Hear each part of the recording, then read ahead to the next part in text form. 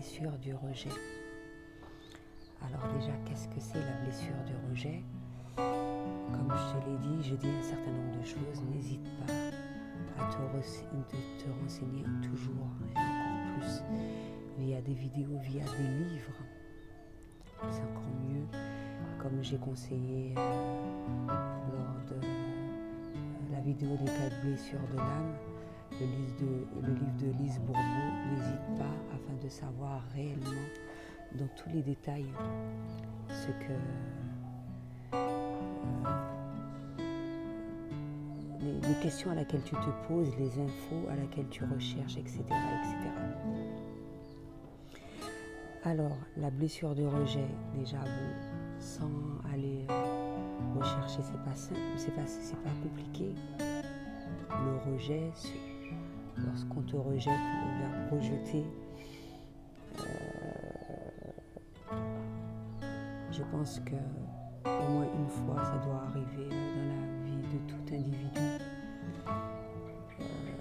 Comme je l'ai déjà dit, c'est un peu plus marquant lorsque ça se fait, comment dirais-je, durant l'enfance et lorsque ça s'est reproduit assez souvent. Là, la blessure va être encore plus grande. Comment le savoir? Tu le sais au fond de toi. Tu sais qu'est-ce qu'on t'a fait qui t'a pas forcément plu, qui t'a fait du mal. Je pense que lorsqu'on prend suffisamment de recul, qu'on se retrouve en soi à travers la méditation, qu'on retourne dans son espace sacré, ça nous permet de déceler toutes ces petites choses et ce qui se passe justement lorsque tu as subi toutes ces choses-là, tu as tendance ou en prendre conscience ou ne pas le reproduire ou le reproduire de manière consciente ou le reproduire de manière inconsciente.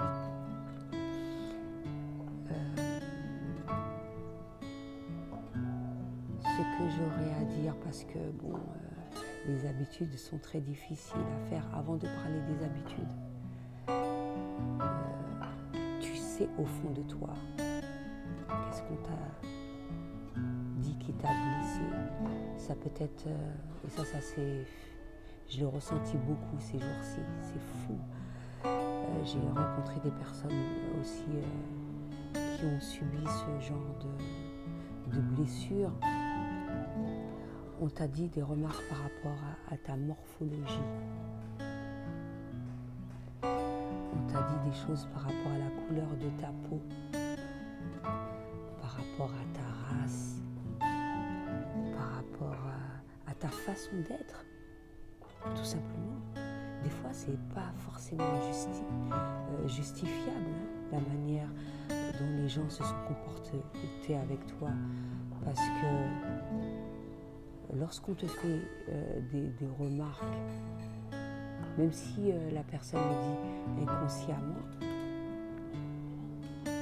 mais ce qu'elle dit, c'est par rapport à une souffrance elle-même qu'elle a eue, où elle se projette sur toi, mais ça ne veut pas dire que c'est forcément vrai.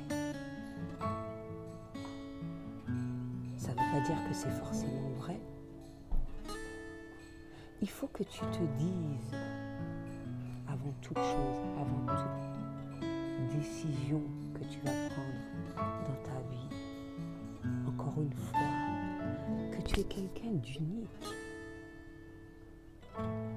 Tu es merveilleux, tu es merveilleuse en tant qu'individu.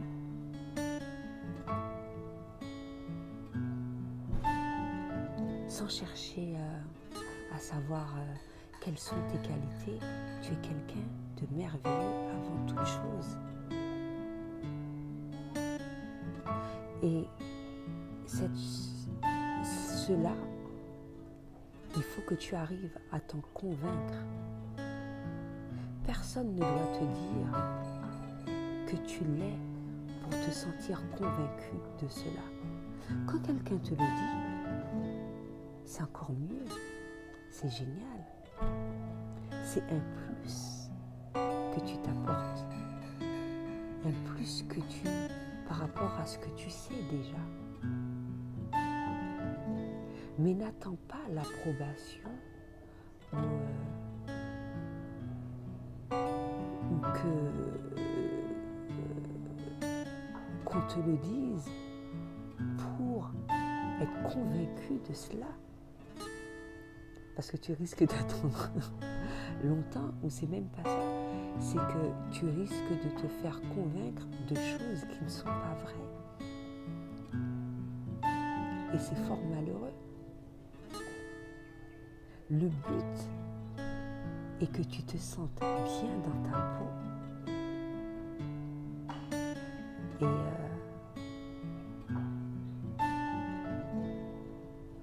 avant toute chose, et que quel que soit ce qu'un individu va te dire durant ton chemin, ça n'ait pas d'impact sur toi. Parce que tu sais ce que tu es, tu sais ce que tu vaux. Donc, justement, tu as constaté que tu as eu ces blessures. La meilleure méthode, c'est de bannir déjà de ton esprit toutes ces choses, des fois des méchancetés qui t'ont été dites, etc., etc. Ne pas raviver la blessure en répétant ces choses qu'on t'a dites de manière consciente ou inconsciente. Ne pas te le répéter dans ta tête déjà et ne pas le répéter pour vraiment évacuer toutes ces choses de ta vie, cette souffrance qui est en toi, et éviter également cette souffrance dans ton entourage. Peut-être que tu as justement toujours ces personnes-là, parce que la blessure n'est pas guérie, parce que tu n'en avais pas encore pris conscience. Tu as ce style de personnes-là autour de toi qui ravivent cette blessure également. De leur en faire part. Parce que s'ils t'aiment réellement, ils feront le nécessaire pour que tu leur dises, franchement, excuse-moi, que ce soit ami, ton compagnon, ta famille, ces choses que tu me dis, le comportement que tu as vis-à-vis de moi, ça me fait mal. Et normalement, s'il y a assez de compréhension, la personne fera le nécessaire pour.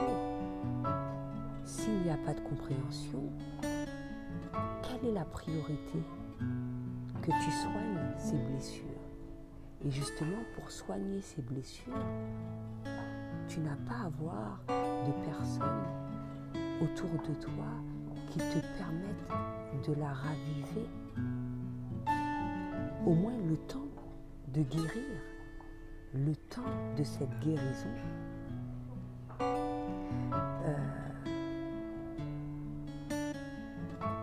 Mais donc, je pense avoir un petit peu tout dit. Éviter de raviver ces douleurs du passé, de raviver ces mots, ces phrases, ces comportements dans sa tête, dans son esprit, dans les faits et gestes de tous les jours, dans sa manière de parler. Tu peux faire des erreurs, hein. Ça peut arriver que ça revienne puisque ça a été une habitude.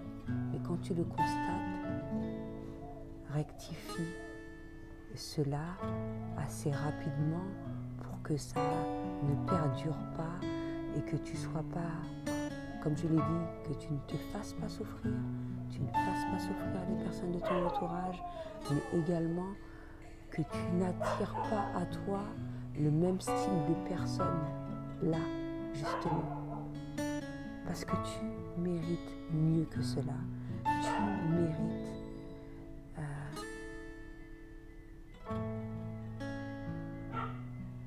ce dont tu as toujours voulu au fond de toi. Et n'oublie pas, tu es une personne merveilleuse. Dis-toi-le nombre de fois qu'il faut chaque jour dès ton lever afin d'en être convaincu. Voilà, c'est ce que j'avais à dire pour aujourd'hui. À bientôt.